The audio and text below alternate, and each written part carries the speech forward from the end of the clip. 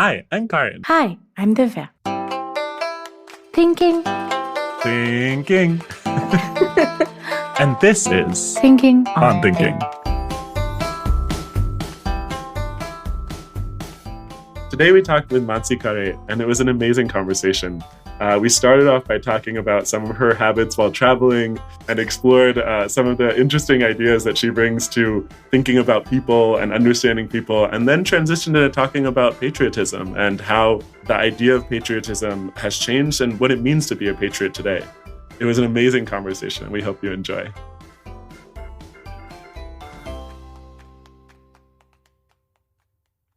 Anyway, so you're going to be our first guest. Hi, I'm so excited. I've loved this podcast, and I listen. What's your favorite episode? Actually, this one where we're discussing the nature of structure of thought. Oh, that was very recent. Yeah. Yeah. So I think that was very interesting and insightful. I think in that podcast, we were thinking a lot about how what you think of as being malleable and what you think of as being fixed really changes. Exactly. Yeah. Also, I love podcasts. I think they're so nice. There's a lot of friendliness that comes through a podcast, right? It was like you made a new friend because they're talking to you and it feels like you're a part of the conversation. Although you're in the listening part of the conversation, it's a very comforting feeling, like you're stuck in traffic. See, music is a very impersonal experience that way because music is playing and you're just maybe driving or whatever. But podcasts make you feel like you're a part of a discussion because you're having thoughts in your head parallelly, part of which you're agreeing, and some parts where you're going, oh, that's an interesting way to look at it. Interesting.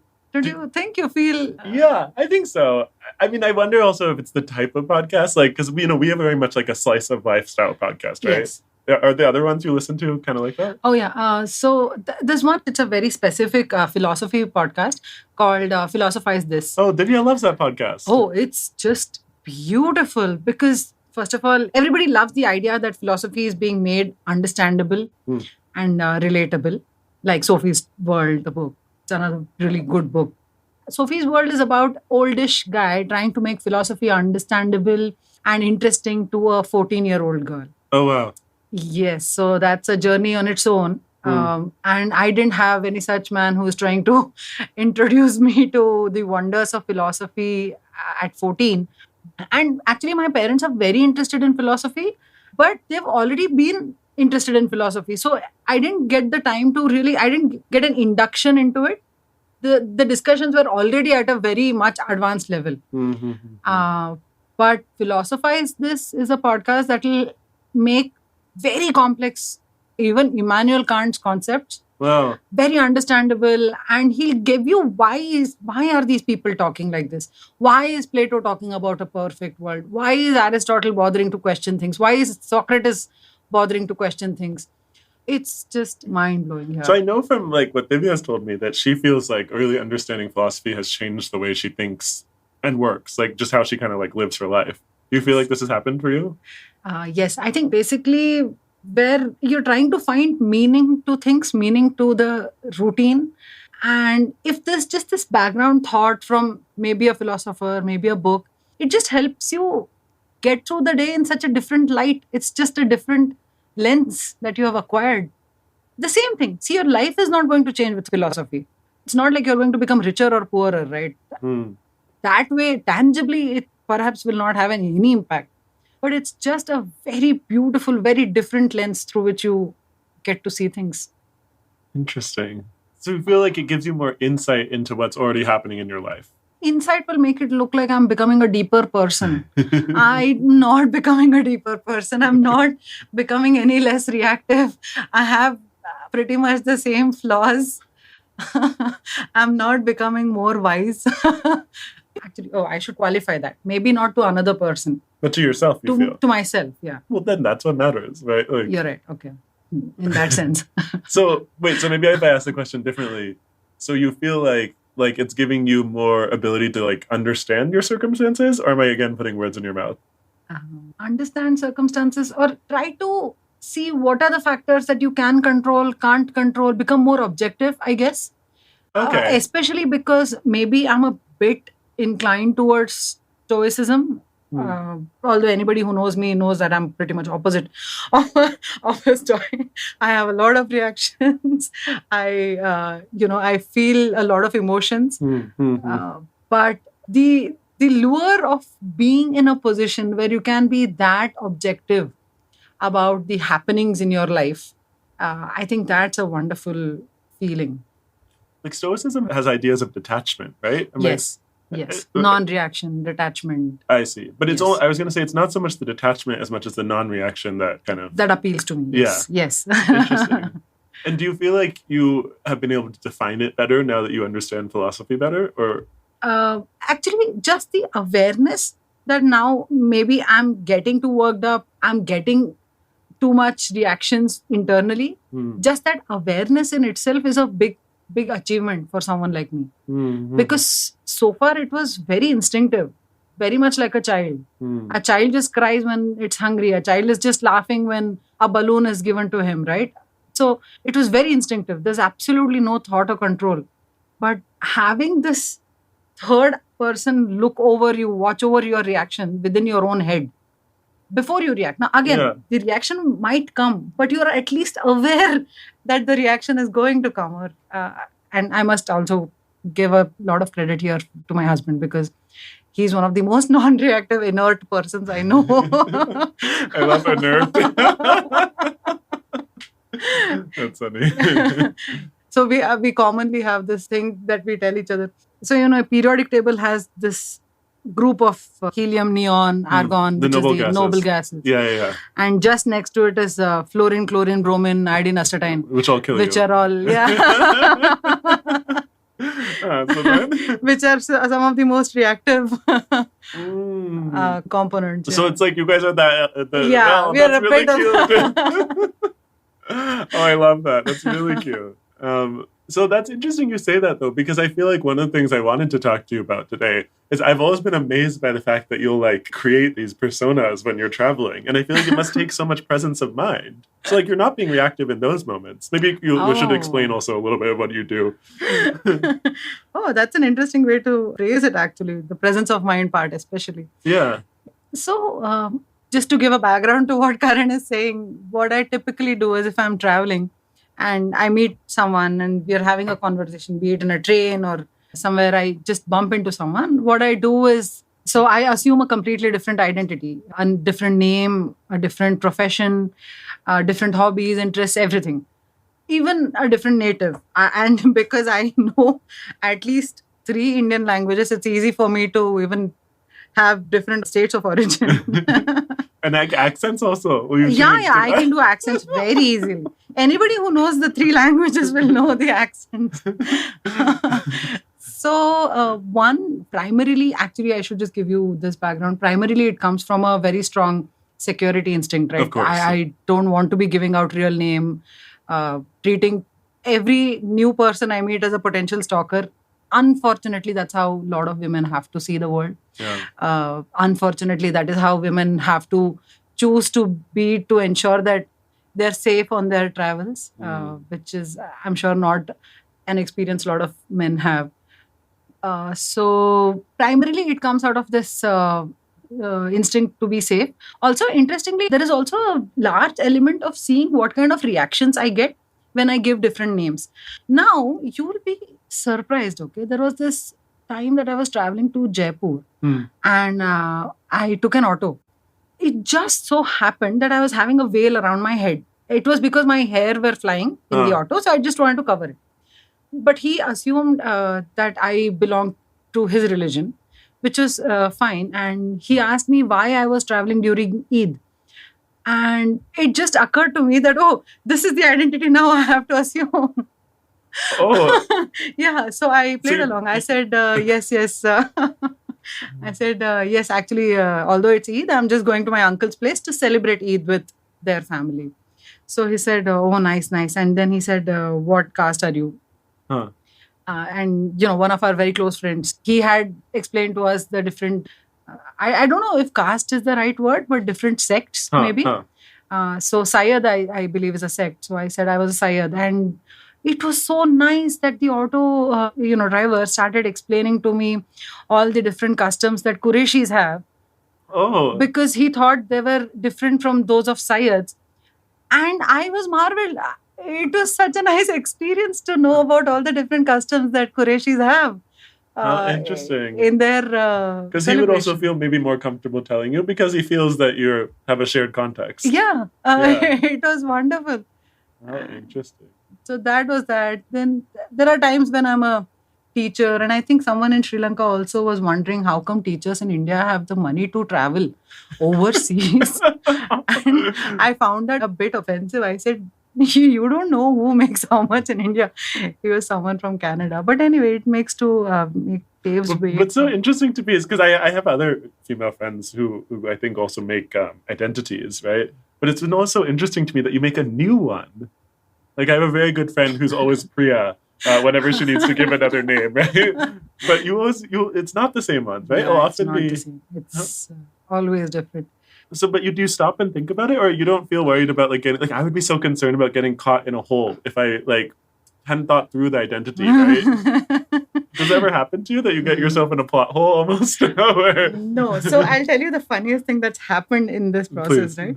right? I've not gotten caught because these are conversations I'm having with strangers who how much do you really ask a stranger, really? Exactly. Right? Yeah. And they also don't want to come across as stalkers, at Yeah. least not at the very outset. So, but then it gets a bit tricky if they ask you too many professional details. So once when I was passing off as a baker, I had to divert the conversation. But the funniest part of assuming a new identity Yes. is that you can always divert an uncomfortable question by asking a question to them, because people always like to talk about themselves. Yeah. Right? This is a known fact. So, like I'm rambling on right now. Interesting. Wait, so he would ask you something about baking and you would just be like some small answer and then be like, but how about you? Yeah. So that, but coming to the loophole part, I have to tell this one very funny story. I was traveling in a train to Nagpur and I was just in college, maybe I was 18 or 19. And there was this really cute guy from IIT Kharagpur who was sitting opposite. Okay. In the train, and we started talking. So this guy had a startup idea, so we were discussing the startup ideas, and I assumed the role of a lawyer for that conversation, but from a different college and everything. So he asked me a lot of questions because he wanted to build sort of a database. He wanted to explore that also as an idea for his startup, where maybe he could potentially build a legal cases database which can help us, with finding the precedents before we go to argue in a court, etc. Because today that's a real pain. You just have to like Google or something? No, we have a lot of really advanced databases now, fortunately. And world over, we have very different databases. So that's, there's work happening and there's, of course, a lot to be done. I see. But he was just discussing these ideas and he asked me my name and I said I was Richa or something. I'm not too sure. And one thing that I didn't account for in that journey, which was a 24-hour journey, is back then, Indian Railways would put out this list of passengers traveling on the train outside the coach. And what compartment and seat and everything? Yes. Oh. So it would have age, name, seat number, and gender. Wow, that's quite a lot. That's a lot of information. And he got down at Hyderabad. So this was a Bangalore to Nagpur journey. He got down at Hyderabad for some drinks and then he came in and then he was so upfront about it. He said, "You're not Richa, you're Mansi." And my face went red.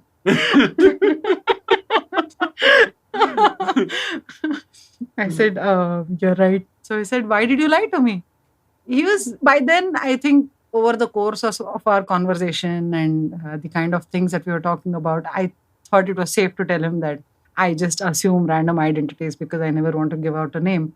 And he was completely sympathetic with it. Yeah, I think he was completely on board and he said, "No, that's fine. I understand." Well, also because you didn't assume something, like you are a lawyer, right? So,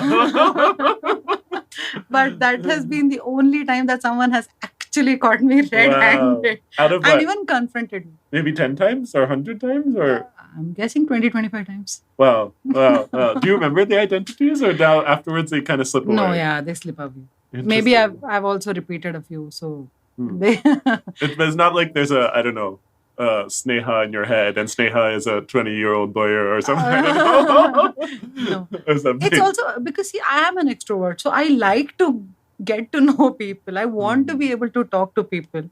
That's interesting. Do you feel like you're more able to ask people questions, or maybe like you behave differently when you know that they don't know who you are? Yes. Oh, that's very really true. interesting. That's very true. Wow. You know, my mom, she's a physiotherapist. Yeah. And one of the insights that she gave us was that when people come for a physiotherapy session, they talk the deepest, darkest secrets from their lives because they know that a couple of days later, they're not going to be meeting my mom. So a lot of inhibitions just get broken. People talk a lot of stuff. And I'm sure even I have talked a lot of stuff to strangers because I know they'll never meet me again. Yeah, that's true. I was thinking I used to talk a lot to my physiotherapist, actually. Because also, right, you're releasing some pain and something, right? So sometimes in your mind also you're like... That's really interesting. Yeah. I feel like in some ways you're almost achieving what Rahul Gandhi was trying to do, right? By like meeting all these people as he like walked over India. Yes. Right? You get to like meet all these different kinds of people. You get different to meet walks a lot of life. of people. You get to talk to a lot of interesting people. It's so much fun. Yeah, because people always talk to me a certain way. Because, right, you look at me, I talk a certain way. Everyone knows I grew up abroad, right? So it's very clear when we're, you know. But that's really interesting. Yeah. And people are wonderful. I really think people are wonderful. So it's just so nice to not be bound by where you're from and who you are. Have you ever thought about being a politician? I have, but I don't think... I feel like you'd be amazing at it. That's cute of you to say. But no, I don't think I have that kind of tenacity. I think that requires a lot of tenacity, no? This from someone who like climbs mountains and like... What are you saying?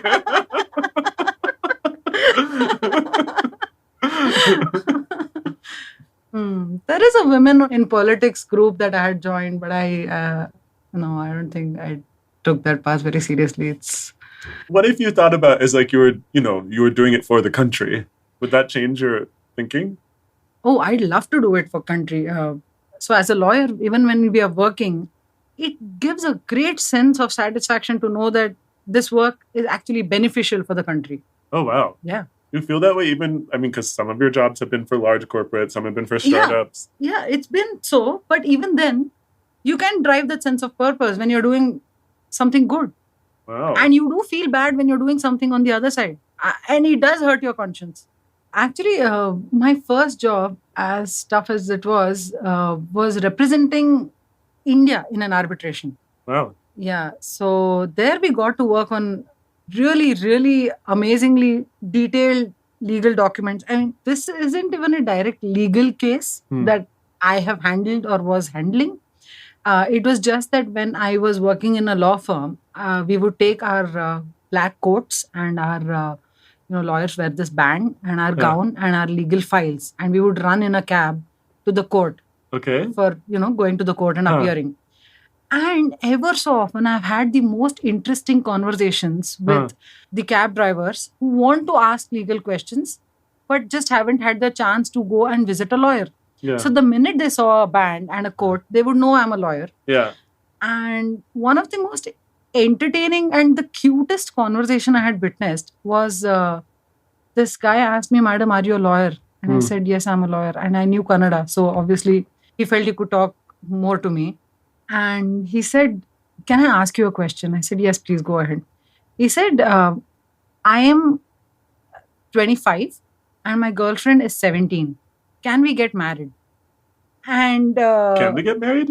No. So I asked him what religion he belonged to, because this differs a bit in India. But I asked him what religion he belonged to. He said he was a Hindu. Then I said, "No, you can't get married at the age of when she is 17. That will not be legal." So he said, "Mom, can you please do one thing? Can you please tell my girlfriend that? Because then it will come to her through a lawyer, and then she doesn't have to just take my word for it." And he put his girlfriend through, who thought that he was so nice that he's gone to a lawyer to take an opinion. And she was super impressed by the guy. And I just told her that, you can't get married now. 18 is actually back then 18 was the legal age.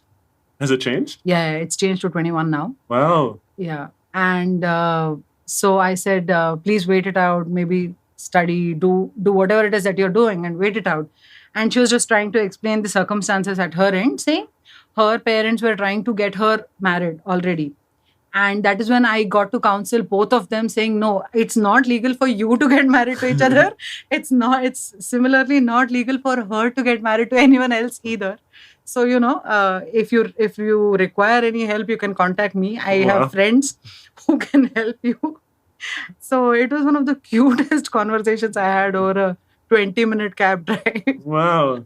Yeah, that was nice. Do you feel like you're more willing to kind of extend that hand to like fellow Indians? Just out of curiosity.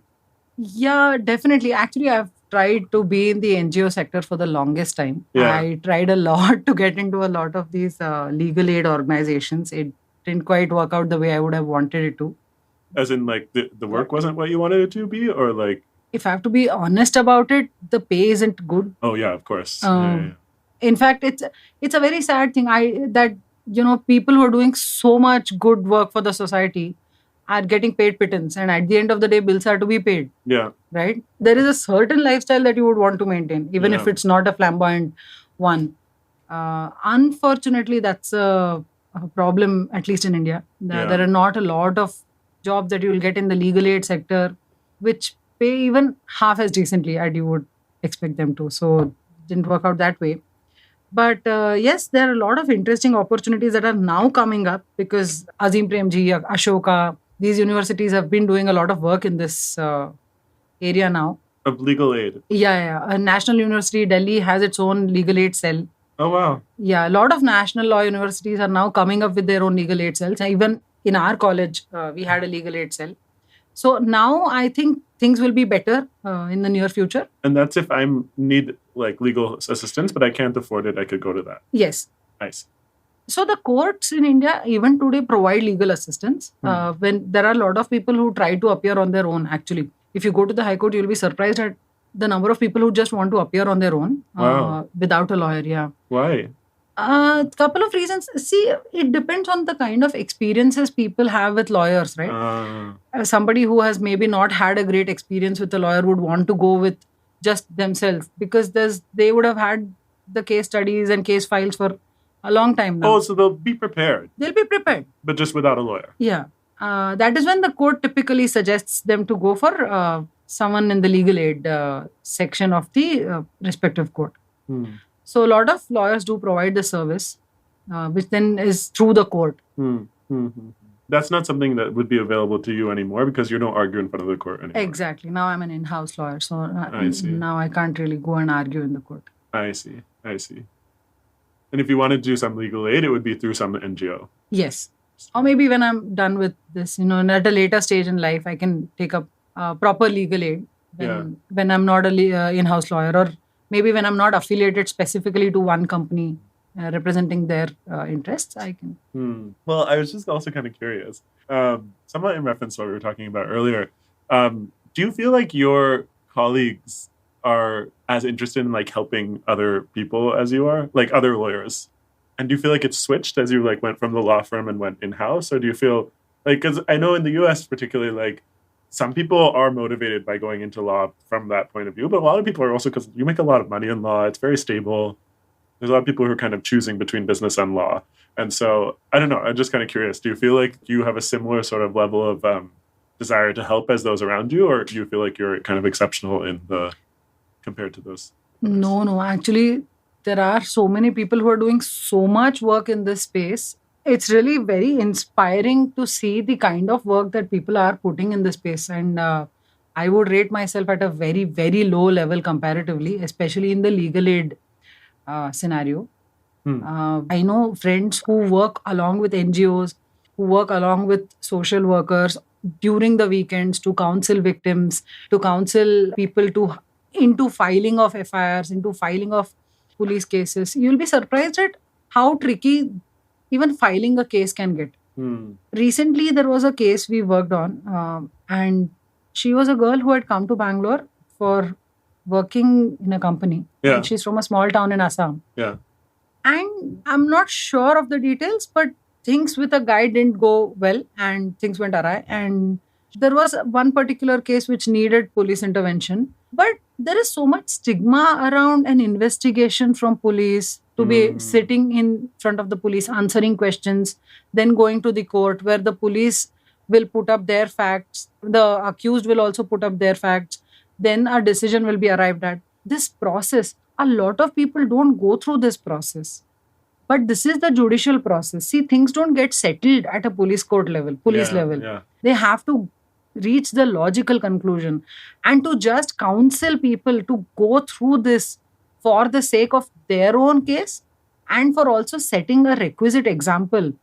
There are so many people I know who are doing this wonderful job of just counseling people into this, and fortunately, I've met a lot of these people. It's just amazing the kind of work they're doing. And you feel like... So I feel like a lot of people are doing lot much more work, which is very heartening to see. And from where you stand today, you have faith. Like, you have faith in the system. You feel like... Yes, I think I have faith. I feel so happy that Section 377 was, decriminalized. I think for a country, for the kind of background we have, for the kind of past baggages we have, that in itself was a historic step. Right now, things take time, and I think a lot of work is being done for things to speed up, to get up to speed. Of course, in the light of the recent Supreme Court judgment, there is also the question of how will they legitimize marriages or any kind of sacraments between people of various genders in a civil union of people from different genders. These questions are unanswered. I completely am cognizant of that. But I feel like a lot of work is being done to ensure that things come up to speed. And for a country as big as India, with so many cultural, historical baggages, it will take time. But we are getting there. Yeah. How do you feel about it, Karan? Actually, I should ask you. Because see, I will only have an outside-in perspective about what it feels like to be a gay person in India. But I think you should tell us, have things changed in the last couple of years? Oh, yeah. Here? After Section 377 was read down, for sure. I feel, especially in a town like Bangalore, or a city like Bangalore, there's so much more willingness to be open. People don't have the same fear of the police, I think, that they once did. Because when I came to Bangalore, no one would call the police. No one in the queer community would call the police for any reason, right? Because it was this is just as likely that they would arrest you. Oh, I didn't know this. Yeah, yes. That's why it was such a thing, right? Where, especially when people were being stalked on Grindr, or they were, right? People were using for extortion. Because you couldn't call the police, right? So that has really gotten better, right? That's gotten much better. And so I think people are in less desperate situations, right? When they can be more integrated into society, you're less likely to be in kind of a desperate situation. I don't know. I think that there's a lot of things that are troubling people in India at different levels, right? And so I think, as a gay couple, being precluded from certain options, I think makes it more difficult to think about planning your future here, right? And I think particularly because you can't even adopt, right? Because basically single men can't adopt, and then there's no way for you to have a union that will be recognized by the government in India. And surrogacy is very frowned upon, right? If it's legal at all. It's a gray area. Yeah. So it's kind of a difficult situation that way. I don't know. I mean, I think you're right, though. The trajectory is good, right? The long-term trajectory seems to be good. I'm curious also, I was reading some commentary that was saying that the Chief Justice of India kind of tends to go too far in his language, and in some ways this was kind of a rebuck to him. Do you feel like there's some merit to that? In what sense? I think they were saying that in the... You meant Chandrachud? That in the right to privacy judgment, that he kind of didn't need to evoke the kind of language that he did. Oh. And that he kind of signaled that the court may go in a different direction in the most recent judgment in his judgment or previous judgments. And that may have kind of been part of why he had trouble kind of bringing his other colleagues on this. I don't know. I mean, this is very speculatory, so I don't know. I'm just kind of curious about your opinion. But I've not gone through the judgment. Okay. I should be very honest upfront. But basically what they have done is that, see, this happens for a lot of other cases also, even in the tax cases, right? Yeah. There are a ton of judgments where they just say, this is not the judicial prerogative at all. This is for a policy that the state has to decide. But the thing in India is there are so many complexities around different religions, different religious laws, and then the different adoption laws, property laws, maintenance laws, that it would have been extremely difficult for the court to actually adjudicate upon these things and give a direction on all of these points. So they have given the direction to the for the state to decide on it. Definitely, they have given that direction. Yeah. And it will be for the state to decide how they want to go about it. But it's right now with the different laws that exist for everything, it's quite tough, right? You have to decide on property ownership, on how the succession works, on how adoption works, maintenance works across religions. Today in India, all of that is based on religious law. Yes. Like, depending on what religion. Yes. But then the contention I was reading, right, that the Special Marriage Act... Special Marriage Act, of course, works in that sense. So I think, again, it will be for the court to, for the state to sit and pore over the details. I see. Yeah. I see. Interesting. Do you feel like the courts are failing, or the legal system is failing the more everyday man? Because I've heard these stories of, like, Kate's languishing for decades. So I was kind of curious, when you think about the people who are coming to legal aid and such, do you feel like the system is working well there? Or, I mean, what are your thoughts on that? It's as wide a question as is the world good or bad? Say more. So, as I was earlier mentioning about this Philosophize This podcast, yes. He starts off with this question saying it's impossible to say whether the world is inherently good or inherently bad, because the same world which is now seeing so many amazing things, we are having lesser wars than before. Just a couple of centuries ago also, there were many more wars. Absolutely. And small wars also happening everywhere. So much more violence. Today that is less, but then there are other issues that have cropped up. There is still a lot of racial inequality that continues, caste inequality that continues. There are so many other problems that have now cropped up because of the internet. There is cyberbullying and, all the issues related to loneliness that is faced on the cyber world. So ultimately, net, can you say the world is a better place than before or a worse place than before? It's an endless debate. So that way, again, with the courts, it's very difficult to say whether the courts are failing everyone at large or they're helping everyone at large. It's a very, very tough question, but you're right.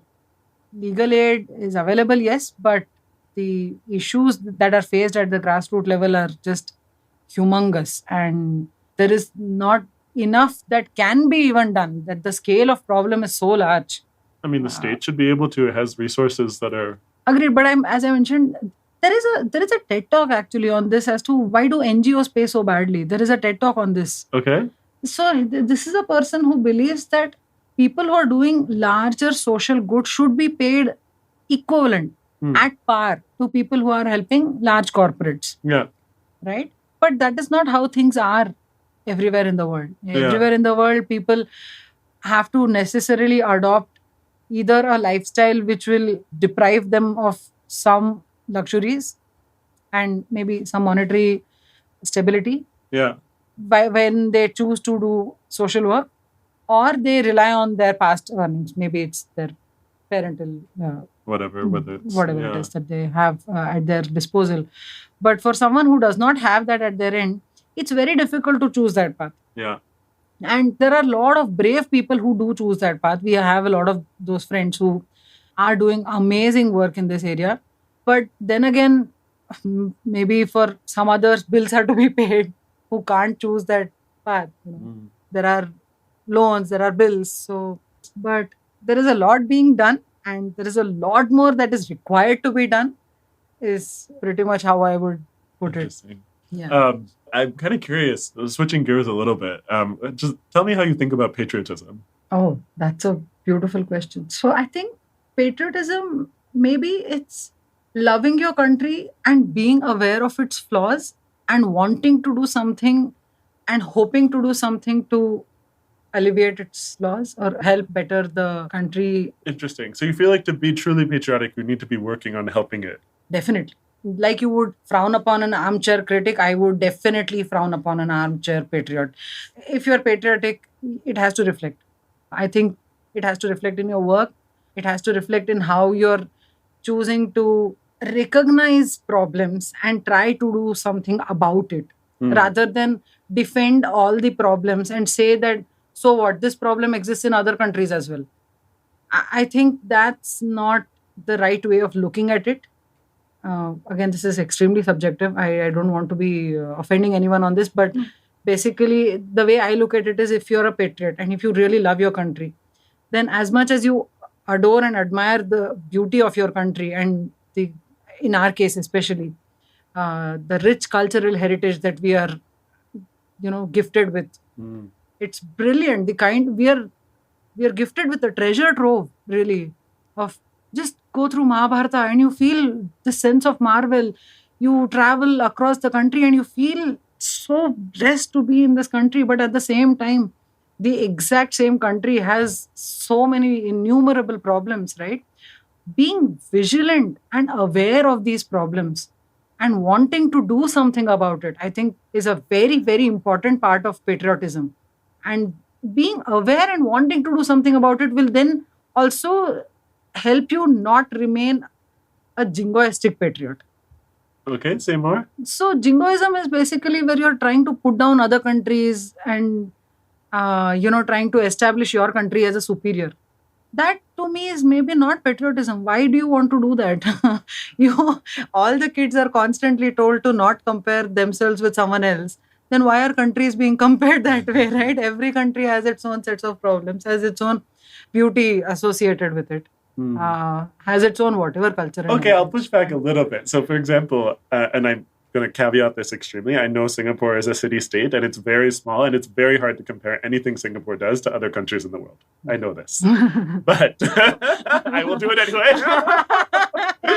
But I will do it anyway. So, one of the things I've always really liked in Singapore is the way that they do their payment for their government ministers, right? So what they do is they look at the three similar private sector payment people, right? So the prime minister is paid the average of like the three CEOs in the private sector, and similarly with other ministers. I just think it's such a clever way of making it so that you could increase the talent that would be thinking that this is an acceptable lifestyle. It's similar to what you were saying about nonprofits and NGOs. Yes, And that's who a can great accept- idea. Yeah. So I feel like from that point of view, you can look at other countries and be like, oh, they've done something. They figured something out. We could try and do something like that. Of course. So when I said you don't have to put down other countries, what I meant was take the good from other countries, but you don't have to establish or try to. I don't know. In Hindi, there is this zabardasti word, right? Zabardasti, you don't want to put yourself on a higher pedestal. I see. That's just sanctimonious, right? Because you are also having your own problems. The other countries also have their own problems. You take whatever good there is to take from the other country. Yeah. And try to better your system or work towards bettering your system, rather than to just frowning upon whatever good is there in that country also. Yeah. Like, for example, Singapore itself, they saw the wonders that UPI has done in India.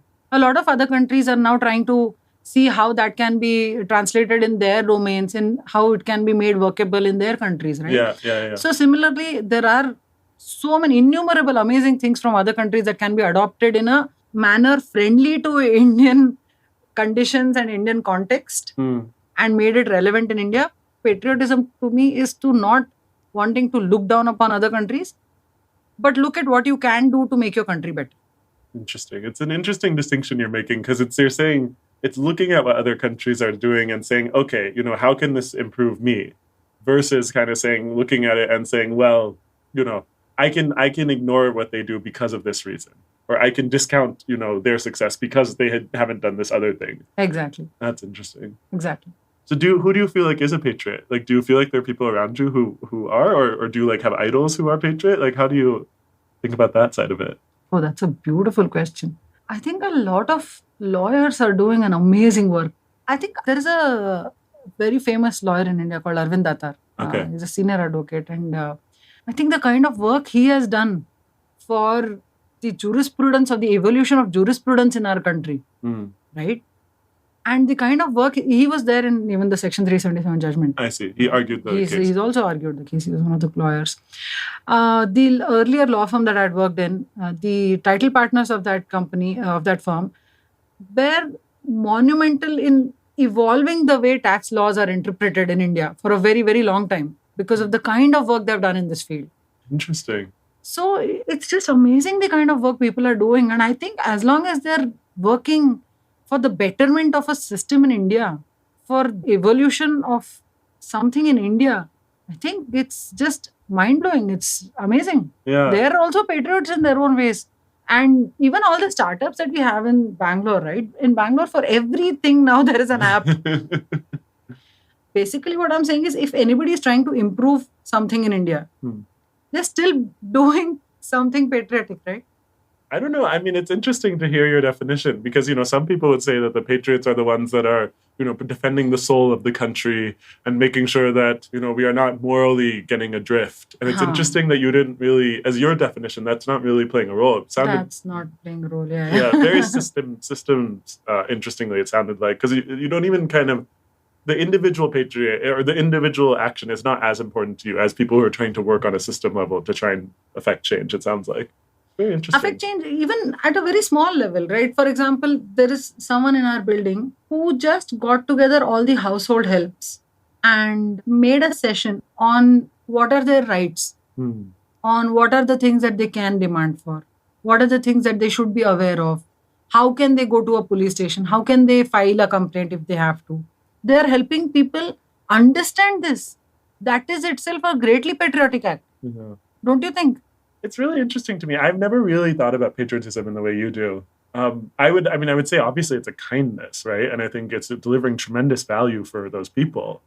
As long as it's helping people in the country, I'd like to understand more from you as to how you would look at patriotism, actually. I don't know. I guess for me, patriotism really got shaped by September 11th, right? So even when I think about patriots and patriotism, like I think of George W. Bush, right? And I think about like that war and like it's very tied up in my head. And it's not something that makes me feel very comfortable, frankly. Like I think something I really loved about meeting you and knowing you is I feel like you've always to me embodied a different kind of patriotism. That's why I was really excited about asking you about it today on the podcast. And I've just been cognizant, like I didn't know as much as I've learned from you today, but I knew that you had a different view than what I did, right? I think in America, there's this idea of like, there's a persona of a patriot a little bit, and it is the American West, right? It is this guy who still is like, like if you've seen Yellowstone or something, right? Like his lassoing his horses and like the true American patriot is like drinking Bud Light and, and I know this has shifted, right? And amazingly, Bud Light is no longer the best-selling beer in America, right? It's the Mexican beer now is the best-selling beer in America. And I think in some ways that is kind of telling of there's a shift in, the heart and soul of what does it mean to be American and be a patriot about being American. I remember that there was a time very difficult to have a conversation without being immediately labeled. Whenever somebody is trying to label someone else, the one thing to quickly ask them is, are you trying to make an echo chamber or are you trying to have a conversation? Because the minute you want to make an echo chamber, you're not even listening to the other person's views. Either people start off with a extreme notion or extreme skepticism about India as at large, or if I'm coming from a place where I'm talking something good about the country, then I'm viewed in a certain political color. Neither of which is necessary. There is no political color. It's again, there can be facts, there can be statistics, there can be a historical background discussion. And all of these things, I feel like it's nice to check with yourself as to, are you trying to have a conversation because you want to know the other point of view, or are you just making an echo chamber? I took a policy course, actually. It's one of the best experiences I had in 2020. Where was it? It was in Bangalore. And there's this policy school run called Young Leaders for Active Citizenship. Okay. It's a tight cohort of maybe 50 people who were selected, I think, through a round of written test, at least from what I remember. And people from various backgrounds come together and they actually work on a policy document in the course. So in the course, while you're also working on a policy document, we used to also have active lectures on what is policy making, how is policy making in India, what are the kind of things that people are supposed to be vigilant of while making policies. I see. Right? Every policy has two sides of the same coin. I should tell you a very funny anecdote. there was this absolute black and white policy. To us, it looks like a black and white policy. How can there be another side to this coin kind of a policy, right? Okay, what's In the lecture, the lecturer told us this. She said that she worked in Bihar, and Okay. the case in point was that they wanted to implement removal of open defecation. Right now, everybody will think this is a very black and white policy. Of course, open defecation is bad. Of course, it has to be eliminated. Of course, toilets have to be built. But she realized that she was facing a lot of hostility from the women in that village.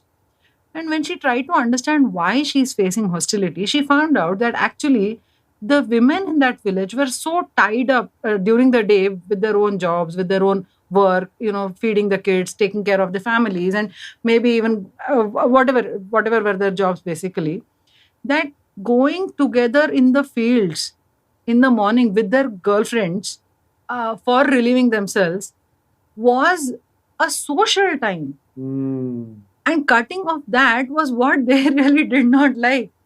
So even having to handle this, trying to see how can you address this as a concern. The TV series Panchayat is an excellent example of this. Okay. It's a completely grassroots level based Indian TV series made by the Viral Fever, and they have shown this in such a beautiful light. Ki whenever you're implementing a policy, you would think that okay, this policy is going to benefit everyone. But that's never the case. There will always be a counter side that you have to account for and have answers to, right? So it was in that policy course that we really understood that the value of ensuring that you don't become a trap of an echo chamber, and you try to understand what are the views that you're receiving from the other end so as to be able to counter it in a more productive manner, counter it or / better your argument in a more productive manner. So I think that's a very important part of the whole patriotic debate, right? You don't want to label people. And So I've always thought about it as trying to understand what people's motivations are, right? And if you kind of are willing to take as an axiom or as a given that the person is not behaving without any motivation, right? Maybe it may feel irrational to you, but they have some motivation that to them feels like a rational motivation. That if you can try and figure out how can you understand what their motivations are, that can help you figure out, even if what they're saying is maybe something that you react very strongly to, there might be a different way to solve what they're trying to do if you understand.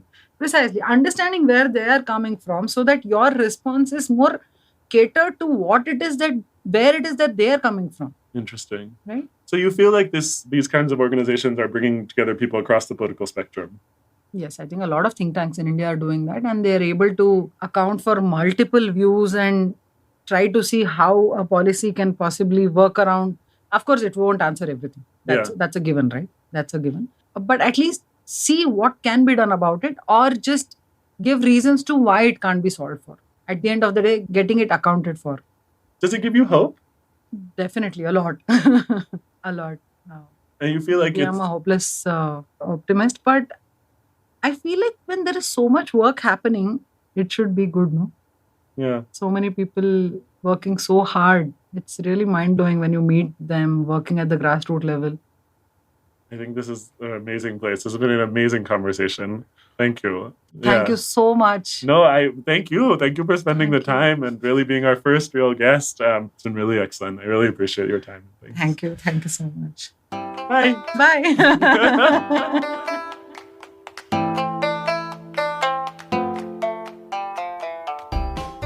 Thanks for listening to this episode of Thinking on Thinking. Our theme music is by Steve Combs. If you found this topic to be interesting or have other topics you wish we would explore on a future episode, please reach out to us at our website, joyous.studio.